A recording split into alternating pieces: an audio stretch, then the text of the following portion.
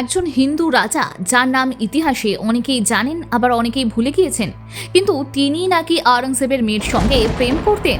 আওরঙ্গজেবের সেই মেয়ে ছিলেন জেবুন্নিসা বেগম, অসাধারণ সুন্দরী, কবি, সুফি চিন্তাধারার ভক্ত এবং দিল্লির রাজনীতিতে এক রহস্যময় চরিত্র। কথিত আছে বুন্দেলখণ্ডের সেই হিন্দু রাজা ছত্রসাল ছিলেন তার খুবই প্রিয়। দুজনের মধ্যে গোপন দেখা সাক্ষাৎ চলত, কবিতা আর চিঠির আদান প্রদানও হতো এবং ধীরে ধীরে তৈরি হয়েছিল এক প্রেমের সম্পর্ক। কিন্তু আওরঙ্গজেবের মতো কঠোর ধর্মান্ধ সম্রাট কি কখনো এই সম্পর্ক মেনে নিতে পারতেন? ইতিহাস বলছে তিনি যখন এই খবর পান, তার প্রতিশোধ নেমে আসে নিজের মেয়ের ওপরেই। জেবুন্নিসাকে বন্দি করে রাখা হয় জীবনের শেষ পর্যন্ত এবং দিল্লির দরবারে আর কখনো শোনা যায়নি তার হাসির শব্দ। আজকের গল্পটা তাই ছত্রসাল এবং জেবুন্নিসার প্রেম কাহিনী নিয়ে, তাই ভিডিওটা পুরোটা দেখুন আর সাবস্ক্রাইব করুন আমাদের চ্যানেল তথ্যের সম্ভার। এমন এক প্রেমের আড়ালে দাঁড়িয়ে আছে ছত্রসালের জীবন কাহিনী, যা একেবারেই সিনেমার মতো। তার জন্ম হয় 1649 সালে বুন্দেলখণ্ডের রাজ পরিবারে। খুব অল্প বয়সেই তিনি দেখেন কিভাবে তার পিতা চম্পত রায় মুঘল বাহিনীর হাতে নিহত হন। আর সেই ঘটনার পর থেকেই ছোট্ট ছত্রসাল বুঝে গিয়েছিলেন তার জীবন আর সাধারণ রাজকুমারের মতো হবে না। প্রতিশোধের আগুন, স্বাধীনতার স্বপ্ন আর অদম্য সাহস তাকে বানিয়েছিল একটু ভিন্ন। ছত্রসালের বয়স তখন 12 বছর। তখনই তার পিতা চম্পত রায় আওরঙ্গজেবের রাজত্বকালে মুঘলদের হাতে নিহত হন। মাত্র 12 বছর বয়সে পিতৃহীন হওয়ার পর তিনি যাত্রা শুরু করেন এক অজানা পথে। তখন তার বয়স 20 কিংবা 23। তখন তার কাছে ছিল মাত্র 25 জন বিশ্বস্ত সৈন্য আর একটা ঘোড়া।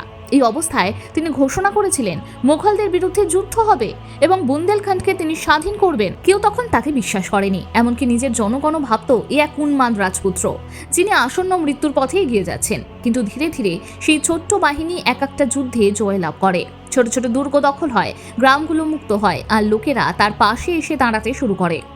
এই সময় তার জীবনের সঙ্গে যুক্ত হয় জেবুন্নিসার নাম। বলা হয় এক অভিযানে দিল্লি দরবারে গিয়ে তিনি প্রথম তাকে দেখেছিলেন। সৌন্দর্য, বুদ্ধি এবং কবিত্ব শক্তি, এই তিনের মিশ্রণে জেবুন্নিসা অন্য নারীদের থেকে আলাদা ছিলেন। তিনি সুফি কবিতা লিখতেন, নিজের ধর্মান্ধ পিতার বিপরীতে দাঁড়িয়ে বহু মুক্ত চিন্তার কথাও বলতেন জেবুন্নিসা বেগম।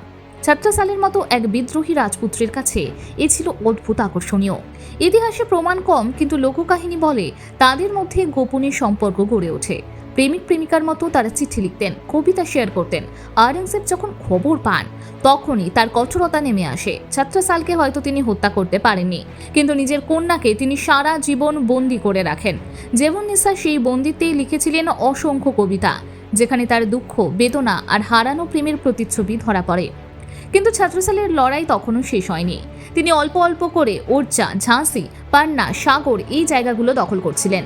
আওরঙ্গজেব দক্ষিণে ডেকান অভিযানে ব্যস্ত থাকায় ছত্রসাল সুযোগ পান, কিন্তু একসময় মুঘল সেনাপতি মোহাম্মদ খান বাংলাশ তাকে আক্রমণ করেন। জৈতপুর দুর্গ ঘিরে ফেলে মুঘল বাহিনী।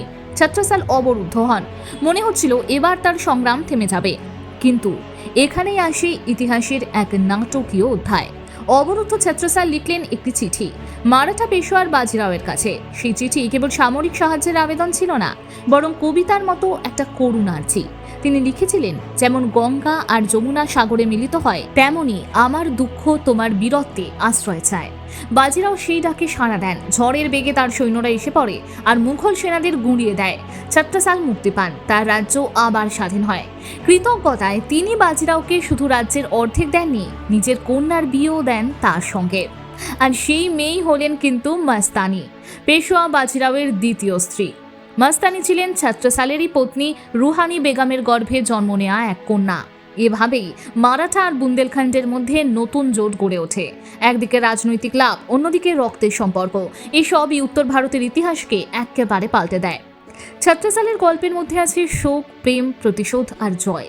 তিনি সেই রাজা যিনি একদিকে মুঘল সম্রাটের মেয়ের প্রেমিক হিসেবে কিংবদন্তি হয়েছেন, আবার অন্যদিকে বিদ্রোহী সেনাপতি হিসেবে নিজেকে প্রমাণ করেছেন বারবার।